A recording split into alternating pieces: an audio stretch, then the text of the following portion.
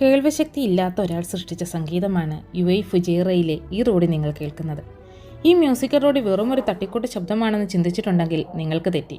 തൻ്റെ 20-ാമത്തെ വയസ്സിൽ കേൾവിശക്തി നഷ്ടപ്പെടാൻ ആരംഭിച്ച ഒരാൾ, 40-ാമത്തെ വയസ്സിൽ കേൾവിശക്തി പൂർണ്ണമായി നഷ്ടപ്പെട്ട ഒരാൾ, അദ്ദേഹത്തിൻ്റെ 51-ാമത്തെ വയസ്സിൽ കമ്പോസ് ചെയ്ത സംഗീതമാണിത്.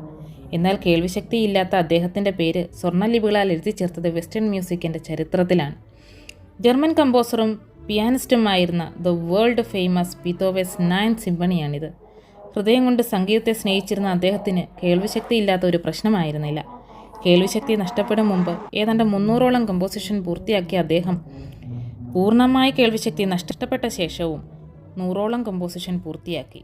അതിൽ ഏറ്റവും പ്രശസ്തമായ ഒന്നായിരുന്നു ഈ 9th സിംഫണി.